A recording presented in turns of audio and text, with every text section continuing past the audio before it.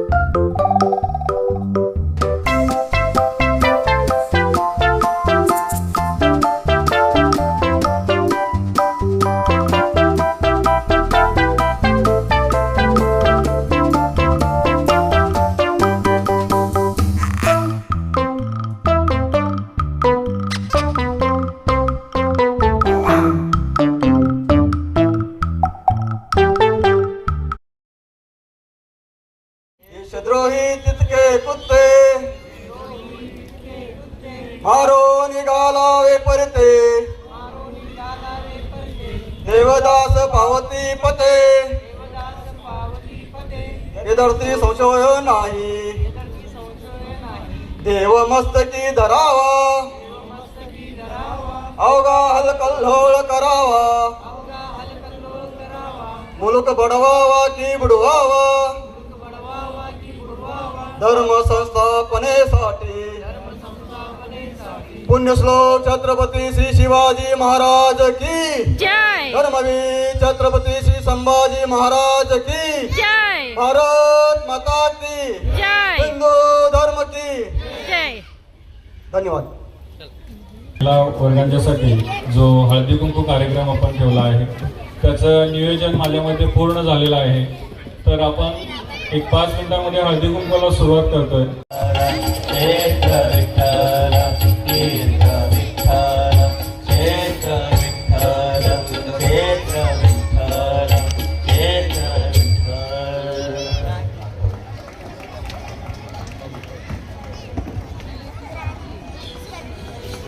गोल भेटला त्याने ते दुसरा डबा भेटला. धन्यवाद धन्यवाद धन्यवाद.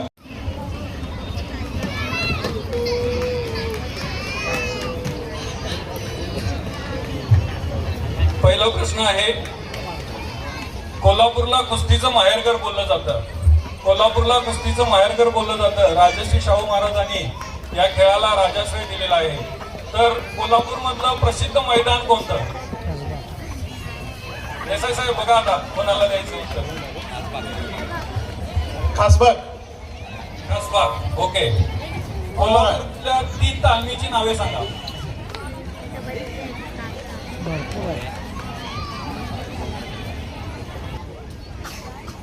शिवाजीपेठ तालीम, खंडोबा तालीम आणि फिरंगाई तालीम. पण ह्या ऍक्च्युली फेमस नाही आहेत. असू दे. मोतीबाग तालीम, शाहूपुरी तालीम आणि गंगावेश तालीम. थँक्यू. स्वतंत्र भारताला पहिले वैयक्तिक ऑलिम्पिक पदक कुणी मिळवून दिले? भारताला पहिले ऑलिम्पिक पदक कुस्तीमध्ये वैयक्तिक खाशाबा जाधव यांनी जिंकून दिले. Very nice. उत्तर बरोबर आहे. बरोबर आहे. कोल्हापूर जिल्ह्यामध्ये जीआय मानांकन मिळणारा कुठली वस्तू आहे? पहिली कोल्हापूर जिल्ह्यामध्ये जिला जीआय मानांकन मिळालेलं आहे अशी कोणती वस्तू आहे? अजून एक आहे कोल्हापुरी कोल्हापुरी चप्पल. बर चला. कोल्हापूर मधील 12 तालुक्यांची नाव कोण सांगणार पहिल्यांदा? 12 तालुके, कोल्हापूरचे 12 तालुक्याचं नाव ते बघा तिकडे. चंदगड, गडिंग्लज, आजरा, गगनबावडा, बुदरगड, पन्हाळा, आरवी, हातकणंगले, शिरोळ, शाहूवाडी, राधानगरी. अजून एक आहे. तुला बरोबर आहे, जवळच आहेस तू. हा कागद. जवळ नाव सांग बाळा, आपलं नाव सांगा. अर्णव रोशन देसाई.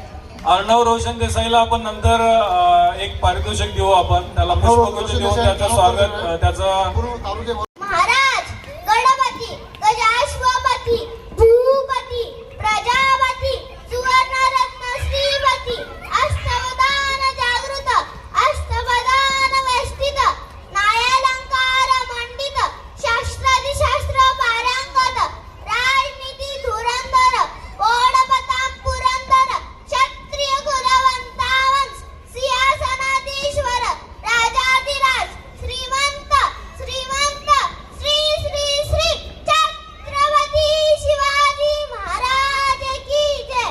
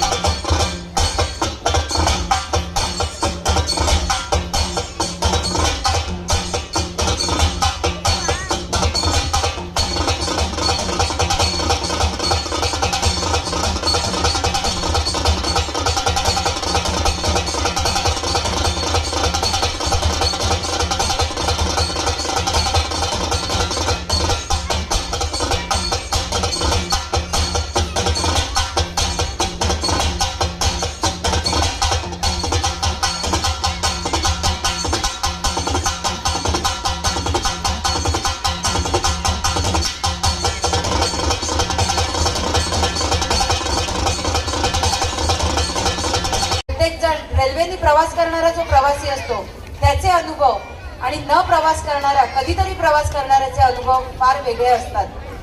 रोज रेल्वेने प्रवास करणाऱ्या लोकांना घरातलं सगळं आटपून, महिला वर्गाला असो पुरुष वर्गाला असो, घरातलं सगळी कामं सगळ्या जिम्मेदाऱ्या आटपून ट्रेननी प्रवास करायचा असतो. आणि तो पण आता असं झालंय की जीव घेणा प्रवास करण्यासारखा सध्या परिस्थिती उत्पन्न झालेली आहे. पण बंधू आणि भगिनींनो, मनापासून सांगते की आम्ही मनापासून पाठपुरावा करत आहोत आणि प्रयत्न करत आहोत की लवकरात लवकर 15 डब्याची गाडी आपल्या बदलापूरला कशी सुरुवात होईल. आणि आम्हाला DRM साहेबांनी पण शब्द दिला की जेवढं लवकर शक्य होईल मी नक्कीच बदलापूरला 15 डब्याची गाडी पाठवेल. मध्ये आमची MRVCच्या टीम ज्ञात आहे मोबाईल काय आहे, मोबाईल कशासाठी वापरतो. पण आजकाल असं झालंय की मोबाईल आपल्यापेक्षा मुलांकडे जास्त आहे. काही पालकांचं दुर्लक्ष होतंय की मुलगा रडतोय ना, चला हा मोबाईल घे आणि बस, म्हणजे ते आपल्या कामात व्यस्त होतात. पण आजकाल मोबाईलचा जास्त वापर चांगल्या गोष्टीसाठी व्हायला हवा, पण त्याचा परिणाम आता दिसतोय मुलांच्या मनावर, मुलांच्या डोक्यावर ह्याचा परिणाम झालाय. ज्योतिबाच्या नावानं धन्यवाद.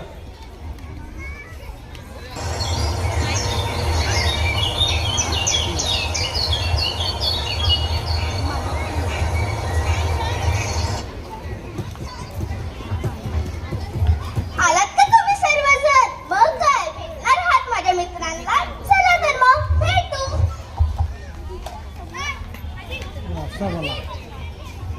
नमस्कार मंडळी, मला तर तुम्ही सर्वजण ओळखतच असणार. तर मी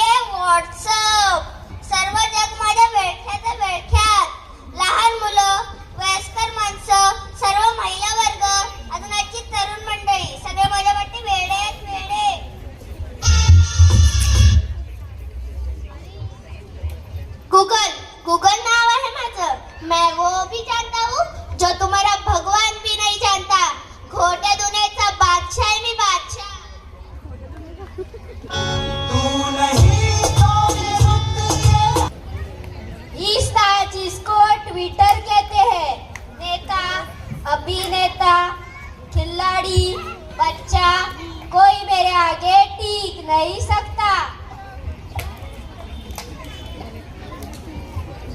मी हाय इंस्टाग्राम.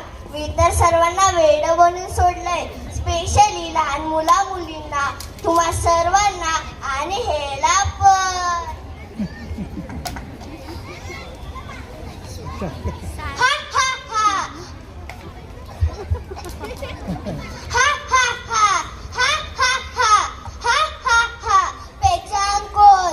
मी आहे तुमचा सर्वांचा लाडका फेसबुक. माझ्यापासूनच ह्या सर्व सोशल मीडियाचा काळ चालू झालाय. हा हा हा.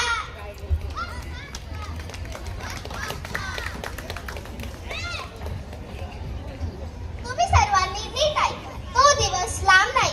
एक दिवस तुमचं सर्व आयुष्य आमच्या हातात असेल. चला तर मग बघायचं कसं काय ते.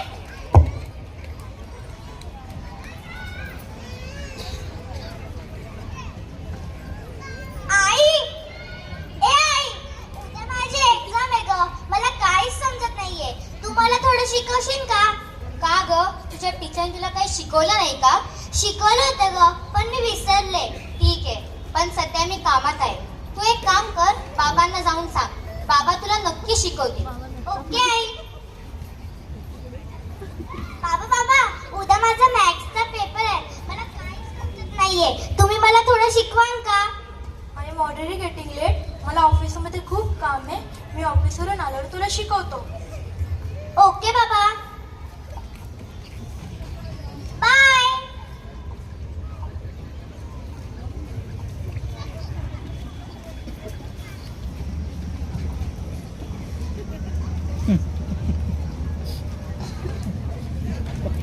बाबा आला परत. आई मोबाईलमध्येच आहे. आई आई, बाबा आले. बाबा बाबा, आता तरी शिकवाल ना मला? मी खूप दमलो आहे ग. आज मला ऑफिसमध्ये पण खूप काम होता. तो आईला सांग ना प्लीज. ओके बाबा. आई आई, थोडं तरी शिकव ना ग मला. ओके ठीक आहे, तू तुझ्या रूम मध्ये जा, मी येतेच. Okay I. अरे देवा, किती उशीर झाला, अजून नाही आली. आता काय करू मी? तोपर्यंत मी नेटवर सर्च करून बघते. अजून एक आरती शिकार. तिला आपल्या जाळ्यामध्ये अडकूया.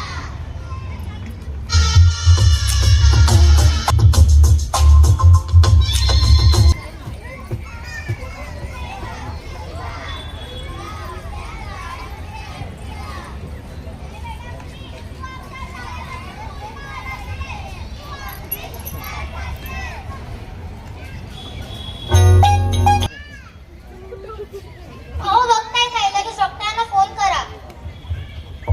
डॉक्टर डॉक्टर लवकर या, माझ्या वेळेला काय तर झालंय.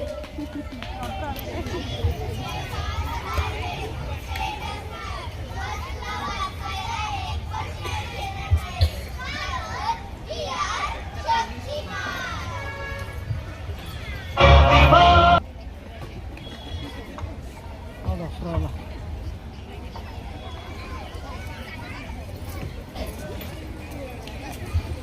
हे बघा, घाबरू नका आणि काळजी पण करू नका. मोबाईलचा जास्त वापर केल्यामुळे ही स्थिती झाली आहे. तुम्ही तुझी काळजी घ्या आणि सतत जवळ राहा आणि मोटिवेट करा आणि जास्तीत जास्त मित्रमैत्रिणींबरोबर वेळ घालू द्या. तेवढी ती लवकर बरी होईल. Okay doctor, thank you. किती वाईट वेळ आली आहे. आई वडील आपल्यापेक्षा मोबाईल आणि सोशल मीडियावर जास्त वेळ घालवतात, पण हे विसरतायत ते लोक. मोबाईलवर वेळ घालवण्यापेक्षा आपल्या लोकांबरोबर वेळ घालवण्यात त्यातच आपला आनंद आहे. धन्यवाद.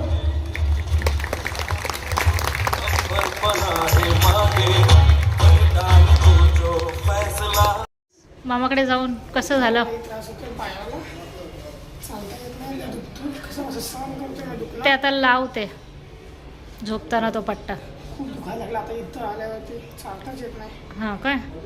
मग उद्या नको जाऊस कॉलेजला. जोरात काळा मारतायत काळात.